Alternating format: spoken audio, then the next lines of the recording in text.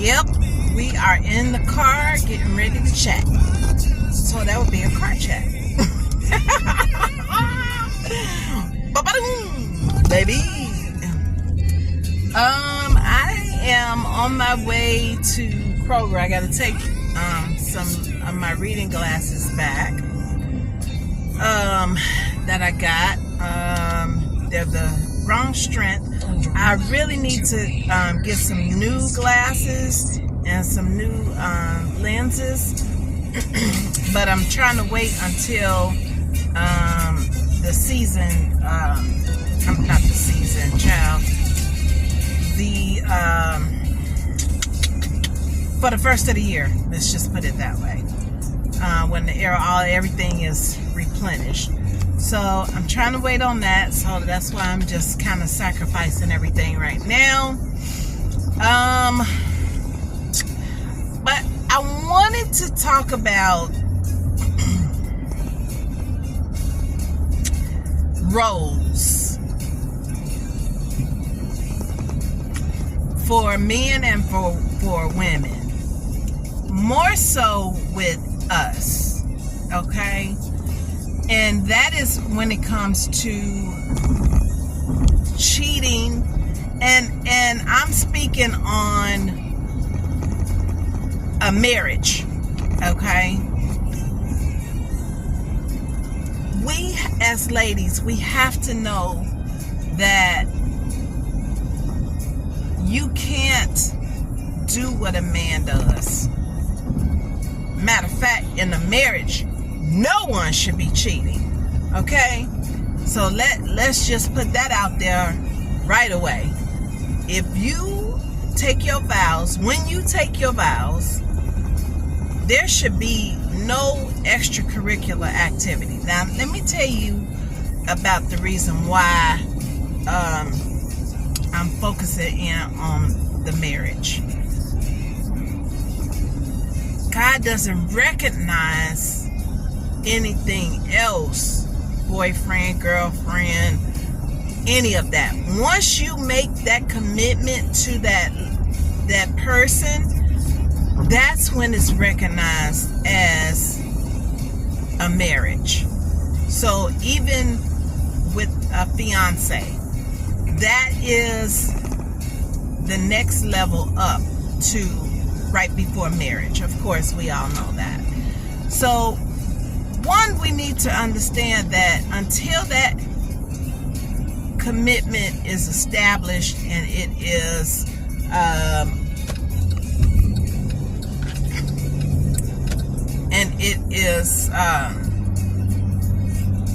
created, you cannot expect, and you should not expect, and I know it's going to be people that's going to come in and say, no, that's not true, blah, blah, blah. It is, in my opinion.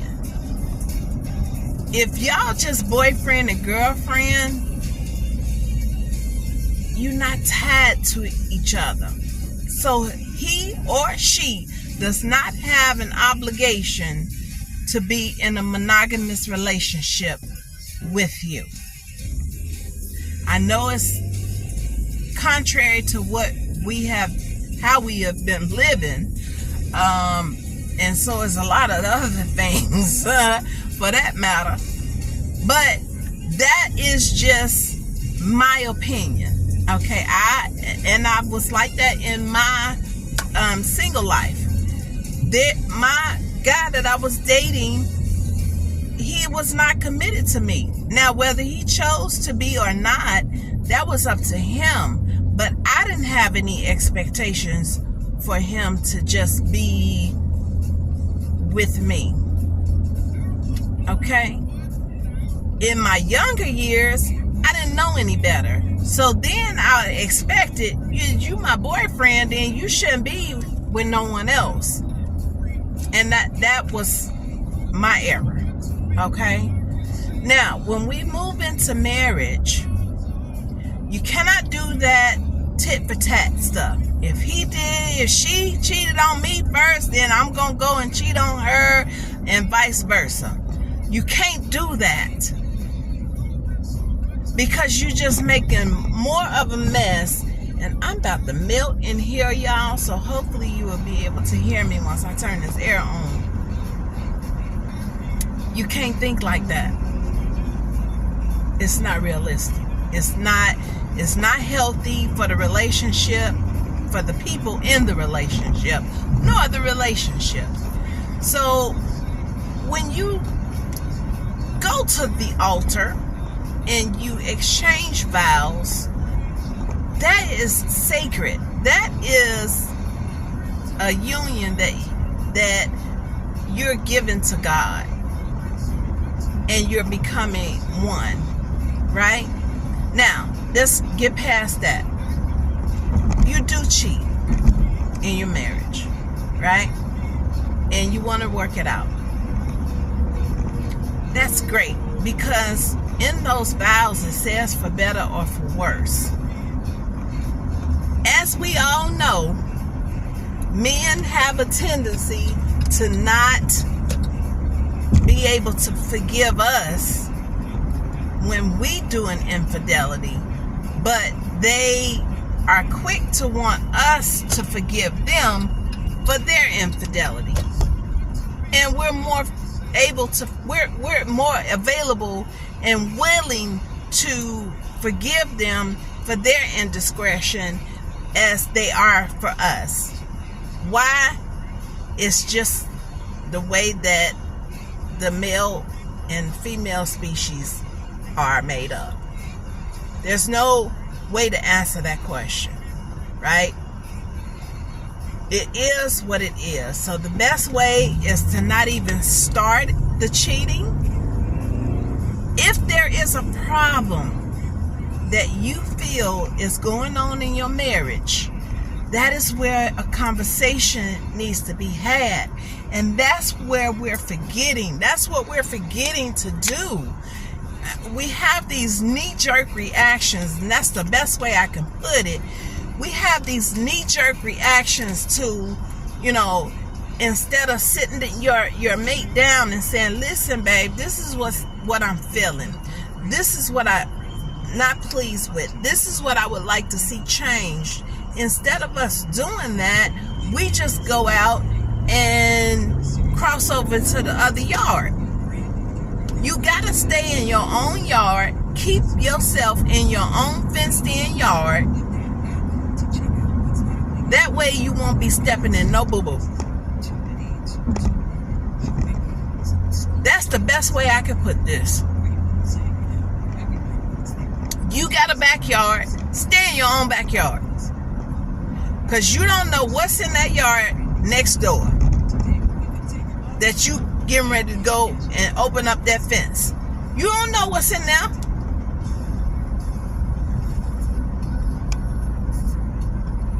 So please take the opportunity to sit down with your mate and talk about what it is that you're looking for, what it is that you crave. That's where knowing your partner comes into play. You have to know your partner. You have to know yourself first and foremost. Because if you don't know yourself, you setting yourself up and your spouse up for failure from the start. If you're not ready to be in a committed relationship, then don't do it. Because it requires work. It requires commitment. It requires communication. It requires trust. It requires grown woman, grown man. That's what it requires. And if you can't give that, then don't do it.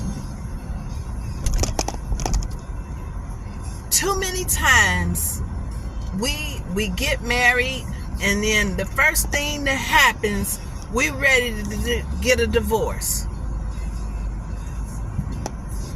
When you put up with so much other stuff throughout the relationship that you stayed in that thing, then. So when you get married, what happened to your fight? That's when the fight begins. And it really, to me, in all honesty, it shouldn't even be a fight to start with. It should just be, you know what? This is what I signed up for. This is the person that I love. This is the person that I chose. And you should be able to just do what it is that you need to do. So why is it that we're able to give everything we got? We got so much fight when we just boyfriend and girlfriend. And then once you get the ring, it's like, the heck with this.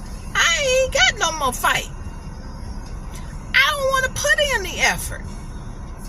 We can't do that. You got to keep that same energy. You got to keep that same flow. You got to keep that same momentum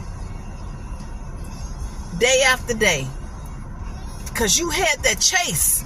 That was that chase. You was chasing that ring. You was chasing that commitment. And then when you get it, it's like, oh, I don't want to do anything else. I got the ring now. No. You got to keep fighting. You got to keep going. So, guys, that's all I wanted to say on this subject. Y'all put y'all comments down below. I know if you agree, put that down in there. I know it's coming. So I'm ready. And tell me your opinion. Tell me what your thoughts are, your experiences, what they may have been. And of course, don't forget to subscribe, share this video with others that you may know that's going through maybe a hardship in their marriage. Share this with them. And I think what I'm going to do too is make a list of, how to rebuild your relationship, your marriage, after a trauma, because that's what cheating is. It's a trauma. So you need to have the correct tools. You need to have a formula, a goal, and a plan to rebuild that backyard. So stay tuned for that, and I will see you guys in the next video. As you always know, you stay prayed up, stay focused on God, stay focused in on your marriage and your mate. Stay fancy and stay beautiful. All right, y'all, I'll see you soon. Bye-bye.